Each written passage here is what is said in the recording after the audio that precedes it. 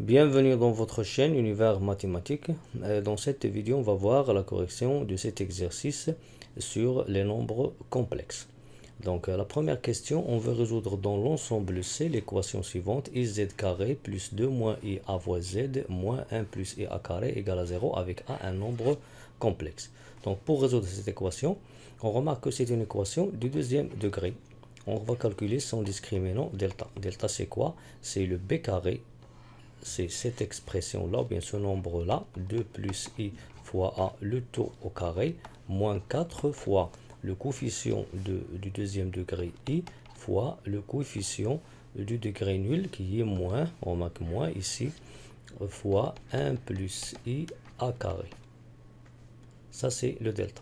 Pour calculer ce delta, on va premièrement essayer de simplifier 2 moins i a le tout au carré. Ça donne 2 moins i au carré fois a carré moins, et ici le moins, je multiplie le moins par le moins, ça donne 1 plus, et j'obtiens 4i fois 1 plus i fois a carré. Bien. Après, 2 moins i au carré, c'est quoi 2 moins i au carré? C'est 2 carré moins 2 fois i plus i carré qui donne 4 moins 4i moins 1 qui donne 3 moins 4i fois a carré. Donc ça donne 3 moins 4i le tout fois a carré. Et bien sûr, dans ce cas ici, je vais essayer de développer. J'obtiens 4a carré fois i fois 1 plus i, ça donne i moins 1. Ça donne i moins 1. Ou bien je peux écrire directement 4i a carré fois 1, ça donne 4i a carré. Et 4i a carré fois i, ça donne 4 i carré fois a carré, le i carré c'est moins 1, on obtient moins 4 a carré. Bien, et j'obtiens ici a carré facteur de 3 moins 4i, plus ici 4i a carré moins 4 a carré. Je développe ensuite maintenant, j'obtiens 3 a carré moins 4 a carré i, plus 4i a carré moins 4 a carré. Je simplifie ensuite par les termes opposés et j'obtiens 3a carré moins 4a carré qui donne moins a carré, et je vais l'écrire bien sûr sous la forme d'un carré puisque le moins ça donne moins 1 et le moins 1 c'est le i carré. Alors j'obtiens i carré a carré, c'est-à-dire ia le tout au carré. Alors delta maintenant est égal le carré ia le tout au carré. Maintenant, cette équation, elle admet deux solutions. Donc, la première solution, je le note Z1, c'est quoi? C'est l'opposé de ce coefficient, c'est moins entre parenthèses 2 moins i fois a, plus la racine de delta, la racine de moins i a carré, c'est ia, j'écris plus ia, sur 2 fois le coefficient du deuxième degré de i. Bien. Je simplifie bien sûr. Moins 2 moins i fois a, ça donne bien sûr, si je développe ici, j'obtiens moins 2a plus ia le tout sur 2i. Et ia plus ia, ça donne 2ia. Bien sûr, je peux simplifier ici par le 2 directement et j'obtiens moins a plus ia sur i. Pour simplifier cette écriture, il écrit sous forme algébrique. Je vais multiplier le i par son conjugué, moins i, ici par moins i. Donc si je multiplie le haut par moins i, j'écris moins i fois moins a plus ia. Et en bas, moins i fois i. Commençons par le bas. Le i fois i, ça donne i carré, c'est moins 1. Avec le moins, ça donne le 1. Et pour l'autre, moins i fois moins a, ça donne ia. Ici, moins i fois ia, ça donne moins i carré a, qui donne a. Donc, plus a. Alors, j'obtiens ia plus a, que je peux l'écrire a entre facteurs de i plus 1 ou bien de 1 plus i. Bien, ça, c'est la première solution, Z1, qui est en fonction de nombre complexe a. Pour l'autre solution, il suffit de changer ici le plus par le moins et j'obtiens moins facteur, moins entre parenthèses 2 moins i fois a moins ia sur 2i. Donc si je développe, je vais trouver moins 2a plus IA moins IA sur 2i. Le moins IA plus IA, ça donne un 0. Il reste moins 2A sur 2i. Je simplifie ici par le 2, je trouve moins A sur i. Je multiplie par le conjugué. Et le résultat en bas, c'est le 1. Et en haut, c'est moins AI. Non, je multiplie par moins. Le résultat, c'est AI. Donc, et j'obtiens moins A sur I en simplifiant par le 2, en multipliant par le conjugué ici par moins I, j'obtiens IA ou bien AI. Et l'autre solution, elle est aussi en fonction de petit a. Alors, cette équation, elle admet deux solutions complexes. La première solution, c'est A facteur de 1 plus I, et l'autre solution, c'est I fois A. La deuxième question, on veut vérifier que Z1 fois Z2, le produit des deux solutions, est égal à A carré fois I moins 1. Bien, ça c'est très simple. Donc, premièrement, Z1 fois Z2, c'est quoi? On remplace Z1 par sa valeur qui est A facteur de 1 plus I. Je remplace Z2 par IA.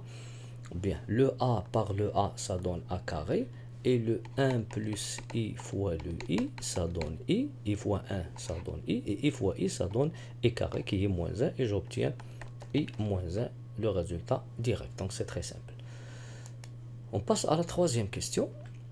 Maintenant, on veut montrer que l'équivalence suivante, que Z1 fois Z2 est un nombre réel si et seulement si l'argument de A est congru à moins 3 pi 8e modulo de pi.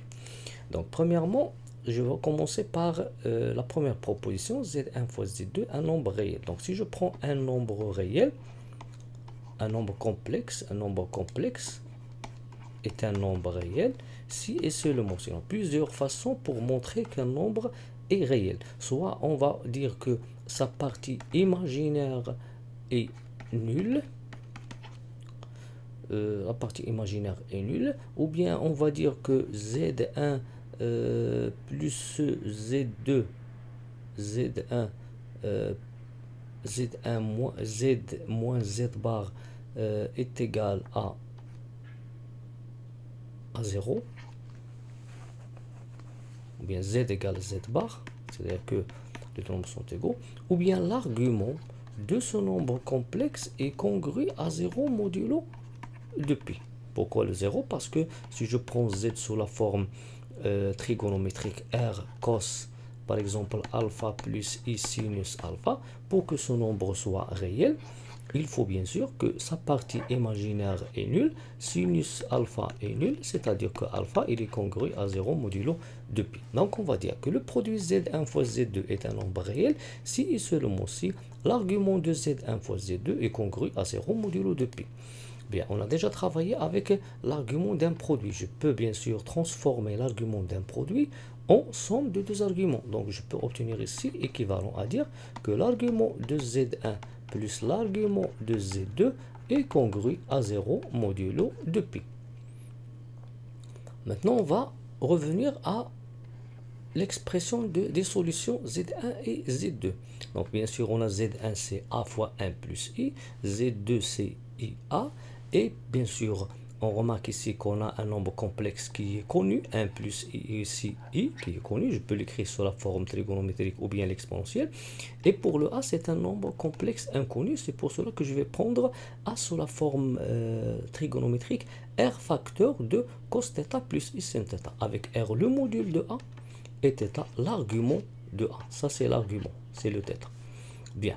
Maintenant, pour déterminer l'argument de Z1, puisque Z1 c'est le produit de ces deux nombres complexes, il suffit de déterminer l'argument de A et l'argument de 1 plus I. D'après cette expression, l'argument de A est congru à θ modulo de pi.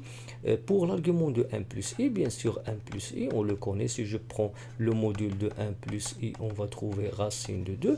Et si j'écris racine de 2, facteur de racine de 2 plus I racine de 2 sur 2, c'est-à-dire racine de 2 cos pi sur 4 plus I sinus pi sur 4. Donc, l'argument de 1 plus I est congru à pi sur 4 modulo de pi.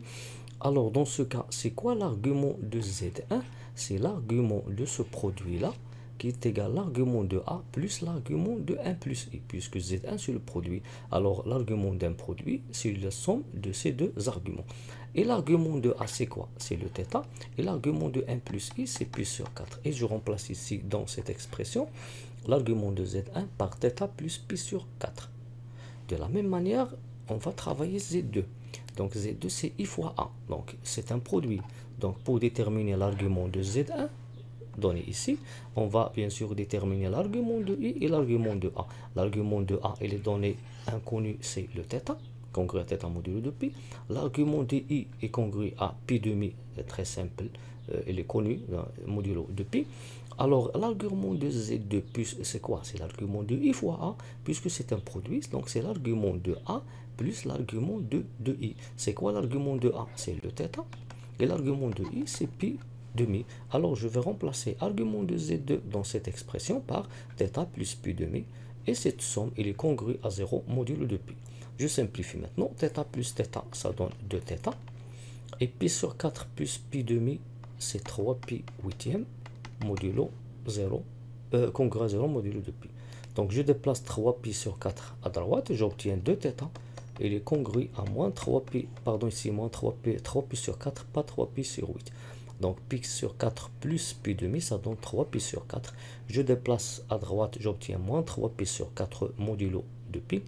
Je divise par 2, j'obtiens θ congru à moins 3 pi sur 8 modulo de pi. Bien. Et c'est quoi θ? θ, c'est quoi? C'est l'argument de A. Par suite, l'argument, je peux dire ici que l'argument de A, il est congru à moins 3 pi sur 8 modulo de pi.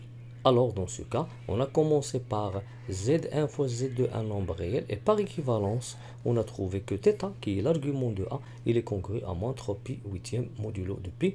Par suite, Z1 fois Z2, un élément de R, si seulement si l'argument de A est congru à moins 3 pi sur 8 modulo de pi.